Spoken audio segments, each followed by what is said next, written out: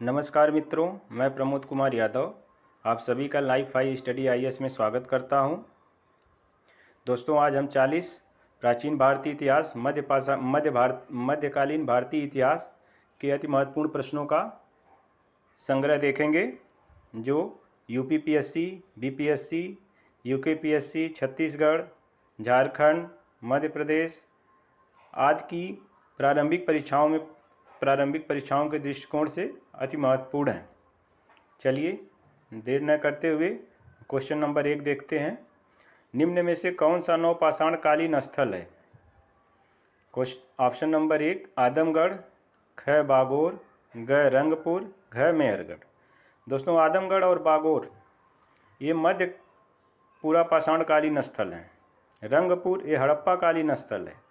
तो इसका हमारा सही ऑप्शन जो है वो घ है, मेहरगढ़। क्वेश्चन नंबर 2, निम्न में से किस पुरातात्विक स्थल से हड्डी के उपकरण प्राप्त हुए हैं? क पिकलियल, ख चिराद, ग बागोर, घ भीमबेटका। तो हमारा इसमें सही ऑप्शन है चिराद। चिराद से हड्डी के उपकरण प्राप्त हुए हैं। निम्न में से कौन सा पूरा स्थल वर्तमान बिहार राज्य में है? ऑप्शन क है कुलदीहवा, ख बलूचिस्तान, ग चिराद, घ नौदा टोली। दोस्तों, इसमें सही ऑप्शन है चिराद। चिराद बिहार राज्य में स्थित है। यह होल अभिलेख किससे संबंधित है? यशोवर्मन, ख पुलकेशिन द्वितीय, ग रुद्रदामन द्वितीय, घ हर्षवर्धन। दोस्तों, इसमें हमारा सही ऑप्शन है पुलकेशिन द्वितीय। यह होल अभिलेख मुख्यतः पुलकेशिन द्वितीय और रुद्रदामन द्वितीय के बीच के युद्धों की जानकारी देता है, इसलिए हमारा सही ऑप्शन है पुलकेशिन द्वितीय। क्वेश्चन नंबर 5, कौन ब्राह्मण ग्रंथ ऋग्वेद से संबंधित है? क शतपथ, ख गोपद, ग ऐतरेय, घ पंचविश। इसमें हमारा सही ऑप्शन क्या होगा? मैं थोड़ा समय देता हूँ, आप सोचिए। इसमें हमारा सही ऑप्शन होगा ऐतरेय। शतपथ ब्राह्मण ये यजुर्वेद से संबंधित है। गोपथ ये अथर्ववेद से संबंधित है। ग में देखिए यह लगा हुआ है, तो आप इसे लगा सकते हैं कि ग में यह लगा हुआ है, गो बना है, तो ये अथर्ववेद से संबंधित है। और ऐतरेय हमारा सही ऑप्शन है, सही उत्तर है ग। पंचविश जो है ये सामवेद से संबंधित है। क्वेश्चन नंबर 6, निम्नलिखित प्राचीन साहित्य में कौन बौद्ध धर्म से संबंधित नहीं है? देखिए, सुत्त पिटक, विनय पिटक और ललित विस्तर ये बौद्ध साहित्य हैं। भगवती सूत्र ये जैन साहित्य है।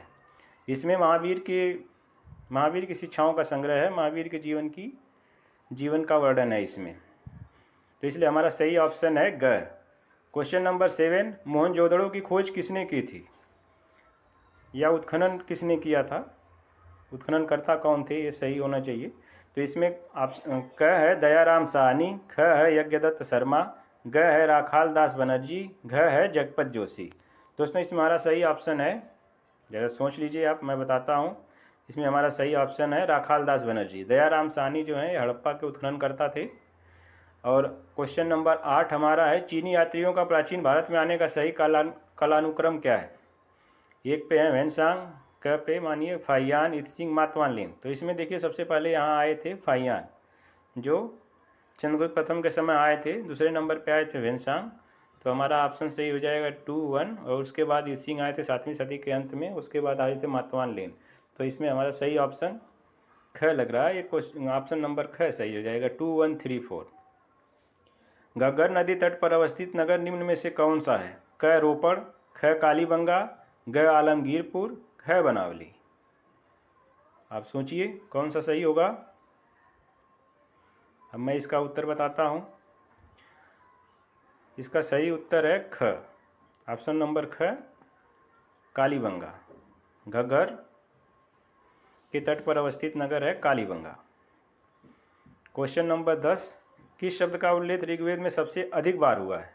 क है ऑप्शन ग अग्नि, ख है जन, ग है इंद्र, घ है वरुण। ये क्वेश्चन कई बार पूछा हुआ है, तो आप सोचिए। इसका सही उत्तर है जन। जन का वर्णन जो है 275 बार हुआ है। अग्नि का 200 बार हुआ है। इंद्र का 250 बार हुआ और वरुण का सबसे कम 30 बार हुआ है।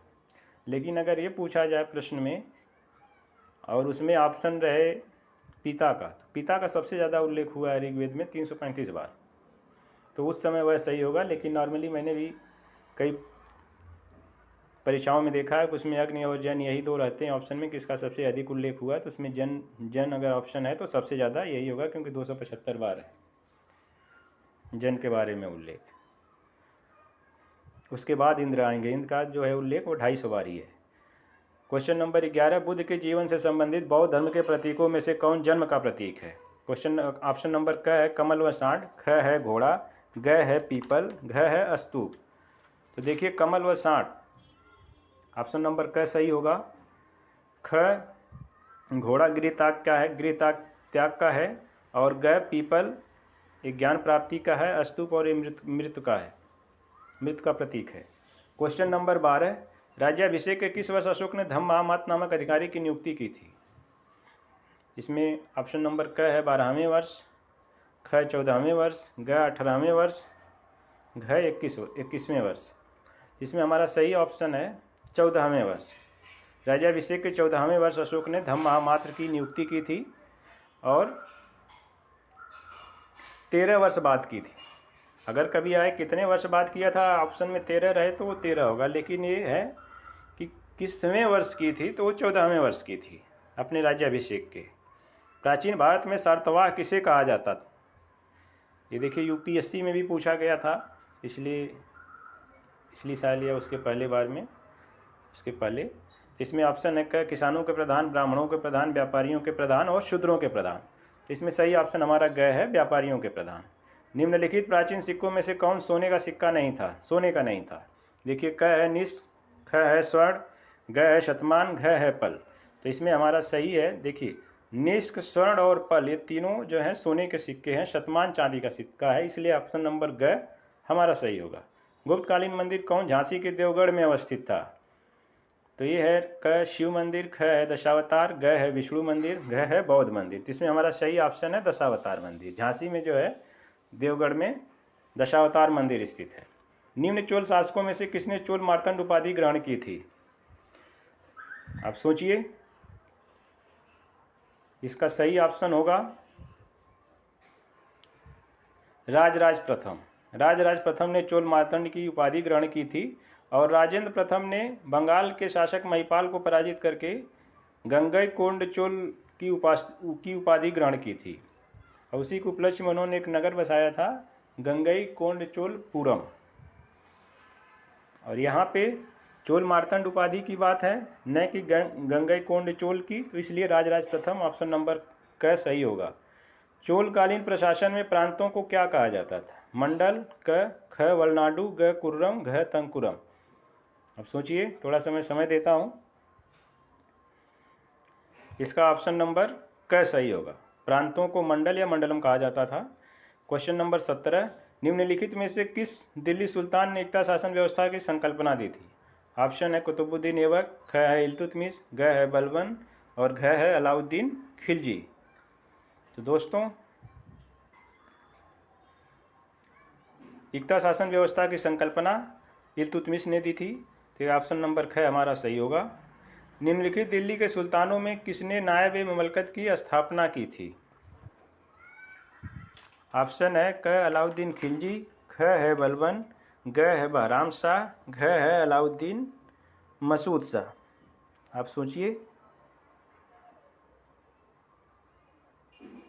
इसका सही ऑप्शन है बहराम शाह।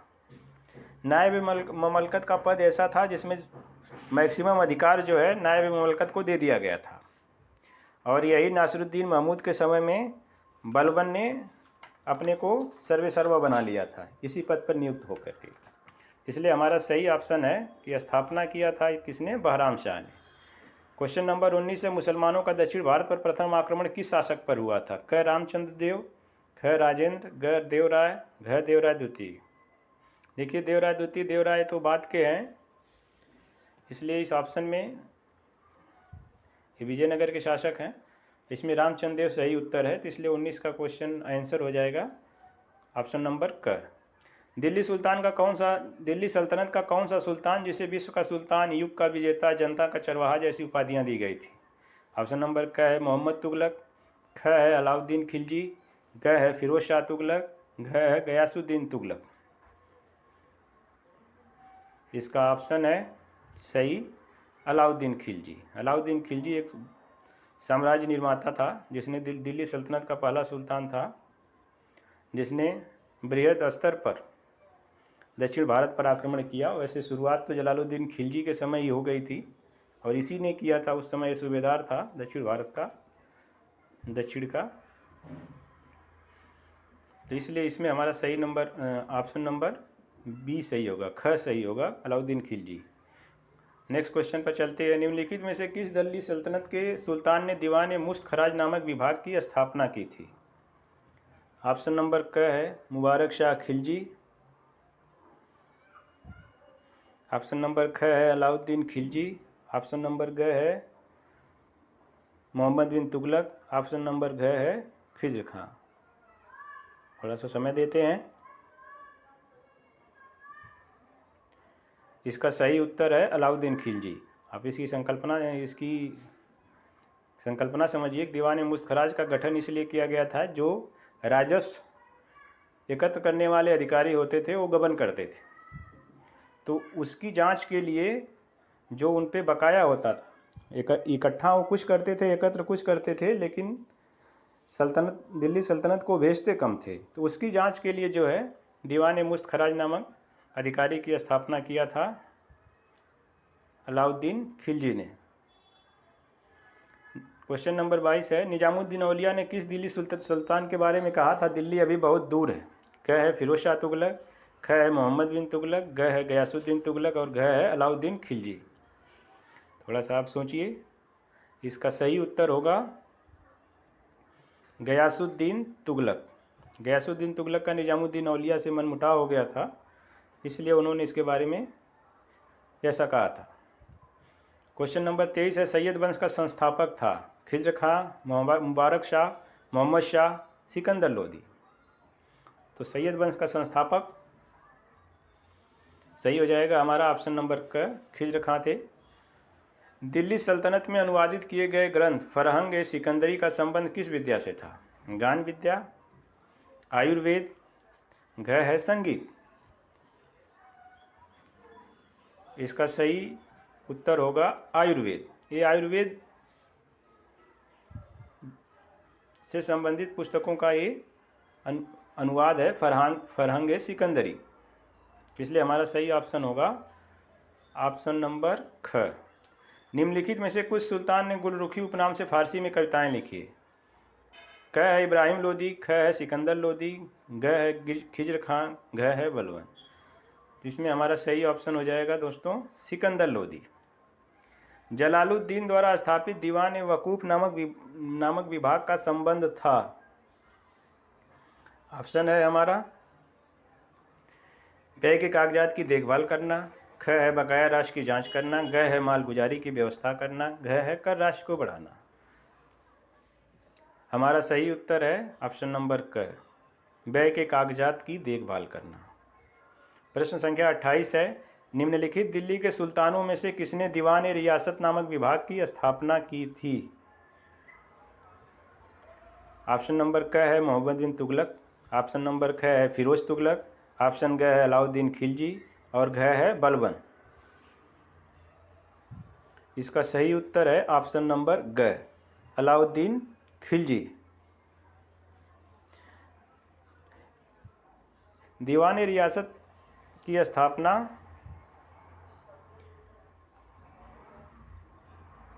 व्यापारियों पर विशेष नियंत्रण के लिए अलाउद्दीन खिलजी ने की थी, इसलिए हमारा ऑप्शन नंबर ग सही है। दिल्ली के सुल्तान ने ख्वाजा नामक अधिकारी की नियुक्ति की थी, किसने किया था?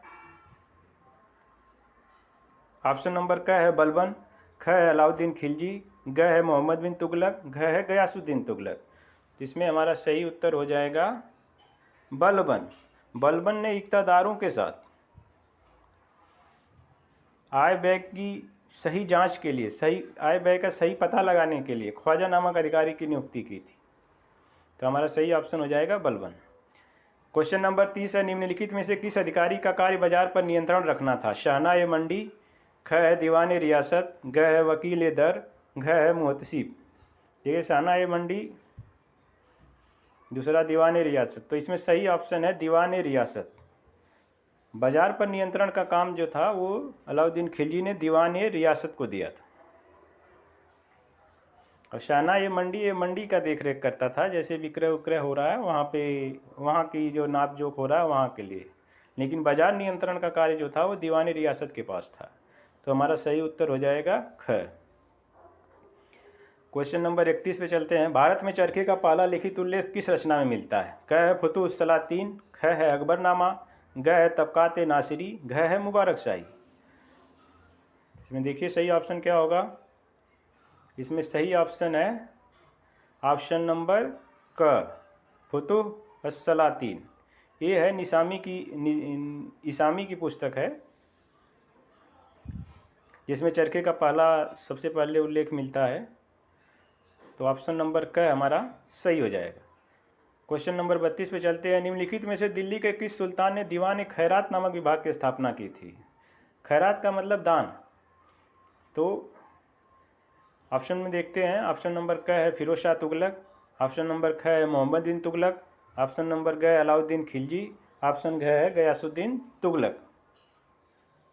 देखिए ख 2 बार लिख गया है, तो ये टाइपोग्राफिकल एरर है, बाकी कोई दिक्कत नहीं है, ऑप्शन सही है। तो इसमें हमारा सही ऑप्शन हो जाएगा ऑप्शन नंबर क, फिरोज शाह तुगलक। दिल्ली सल्तनत में स्थापित दीवान अमीर कोही नामक विभाग का संबंध किससे था? ऑप्शन नंबर क है कृषि विभाग, ख है राजस्व विभाग, ग है उद्यान विभाग, घ है वजीर का विभाग। तो दीवान अमीर कोही का संबंध, सही उत्तर है ऑप्शन नंबर क, कृषि विभाग। ये मोहम्मद बिन तुगलक के द्वारा स्थापित किया गया था दीवान अमीर कोही। क्वेश्चन नंबर 34 है। दिल्ली सल्तनत में धार्मिक कर था? ऑप्शन नंबर क है पिकह, ख है मिल्क, ग है सदका, घ है हुलिया। देखिए पिकह जो होता है वो इस्लामिक धर्मनीति के ज्ञान का होता है, और मिल्क जो होता है ये जो इनाम वगैरह में भूम दी जाती है। और हुलिया तो जानते ही हैं आप, इसमें जैसे सैनिकों का हुलिया जो भी है उनके बारे में लिखना वगैरह ये सब होता है। लेकिन इसमें हमारा सही ऑप्शन होगा ऑप्शन नंबर ग, सदका। सदका धार्मिक कर था। इसमें भी देखिए ख का मिसप्रिंट है, लेकिन हमारा सही ऑप्शन है सदका। Option number C. दिल्ली का वह सुल्तान जिसने अपने को खलीफा का नायब कहा था? ऑप्शन क है फिरोज तुगलक, ख है मोहम्मद बिन तुगलक, ग है अलाउद्दीन खिलजी, घ है बलबन। आप सोचिए कौन सा उत्तर सही होगा। इसमें हमारा सही उत्तर है ऑप्शन नंबर क, फिरोज तुगलक। फिरोज तुगलक ने स्वयं को खलीफा का नायब भी कहा, लेकिन खिलजी वंश का सुल्तान था एक मुबारक खिलजी, उसने स्वयं को ही खलीफा घोषित कर दिया था। लेकिन फिरोज शाह तुगलक इन्होंने अपने को खलीफा के नायब तक ही सीमित रखा, इसलिए खलीफा का नायब अगर उपाधि है तो फिरोज तुगलक की है। ये 35 का आंसर जो हो जाएगा वो ऑप्शन नंबर क हो जाएगा। दीवान वकूफ़ का संबंध था? क है पेंशन से, ख है न्याय से, ग है व्यय से, घ है दास विभाग से। तो इसका सही उत्तर हो जाएगा ऑप्शन नंबर ग, व्यय विभाग से। क्वेश्चन नंबर 37 है। रामायण का बंगला में अनुवाद किसने किया था? देखिए ये क्वेश्चन बार बार पूछा जाता है, और रामायण महाभारत के बांग्ला अनुवाद में किसने किया था आप कंफ्यूज होंगे। इसके लिए आप महाभारत का याद कर लीजिए, इसमें तो मैंने नहीं सेट किया है, लेकिन महाभारत का किया था काशी रामदास ने। तो महाभारत में म आता और काशी रामदास में भी म आता है, काशी राम में म। तो आप जान जाइए काशी रामदास ही होंगे, वो महाभारत के होंगे। बाकी बचे कृत्तिवास, तो कृत्तिवास जी हैं इसके रामायण के। इन दोनों का कन्फ्यूजन आपका दूर हो जाएगा, नहीं तो रामायण महाभारत में हमेशा कन्फ्यूज होते रहते हैं हम सभी लोग। तो इसमें रामायण का कृत्तिवास हैं, और काशी रामदास जी जो हैं ये ऑप्शन नंबर ख पे है, ये मैं लास्ट में है इनके, तो इसको महाभारत से जोड़ दीजिए। ये इन्होंने महाभारत का बांग्ला में अनुवाद किया था, इसलिए हमारा 37 का ऑप्शन नंबर क सही है। बहमनी साम्राज्य का संस्थापक कौन था? क है अलाउद्दीन हसन बहमन शाह, ख है मोहम्मद शाह, ग है अहमद शाह, घ है मलिक काफूर। तो इसमें हमारा सही ऑप्शन है ऑप्शन नंबर क, अलाउद्दीन हसन बहमन शाह। निम्नलिखित विजयनगर साम्राज्य के शासकों में से किसे आंध्र भोज भी कहा जाता है? आंध्र भोज। ऑप्शन नंबर क है कृष्णदेवराय, ख है देवराय प्रथम, ग है देवराय द्वितीय और घ है हरिहर प्रथम। तो इसमें हमारा सही उत्तर है ऑप्शन नंबर क, कृष्णदेवराय को आंध्र भोज भी कहा जाता है। ये भी कई बार पूछा गया, इंपॉर्टेंट क्वेश्चन भी है। वैसे जितने भी क्वेश्चन मैंने सेट किए हैं ये कहीं से कॉपी किए हुए नहीं हैं, परीक्षा के दृष्टि से महत्वपूर्ण है, पिछले क्वेश्चन की स्टडी पर आधारित हैं। अब हम चलते हैं प्रश्न संख्या 40 पर। निम्नलिखित राजवंश में से किसका संबंध अहमदनगर से था? क है इमाद शाही, ख है निजाम शाही, ग है कुतुब शाही, घ है बरीद शाही।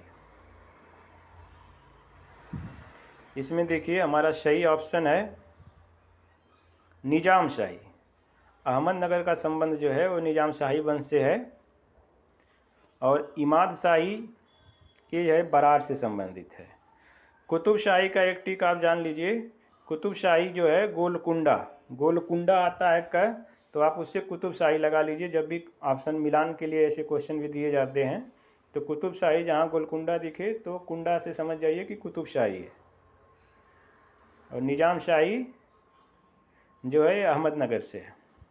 बरीद शाही भी जान जाइए, बीदर से है, मिलता जुलता वर्ड है, तो आप कहीं भी मिलान का आएगा तो उससे भी सही कर सकते हैं। 2 ऑप्शन जान के, कुतुब शाही बरीद शाही, तो आप नॉर्मली ज़्यादा संभावना है कि आपका जो है आंसर सही होगा। दोस्तों ये रहे 40 महत्वपूर्ण प्रश्न। आगे भी हम ऐसे प्रश्नों का संग्रह लाते रहेंगे। जो हमारी अभी आगामी परीक्षाएं हैं बीपीएससी की या समीक्षा अधिकारी की या उत्तराखंड, मध्य प्रदेश, जो भी हैं प्रारंभिक परीक्षाओं के लिए अति महत्वपूर्ण होंगे। ऐसे क्वेश्चन हम वीकली आप तक पहुंचाते रहेंगे। तो कैसा लगा हमारा ये वीडियो? दोस्तों कमेंट बॉक्स में अपनी राय ज़रूर दीजिएगा। कुछ सुझाव होगा तहे दिल से उसका स्वागत किया जाएगा। धन्यवाद।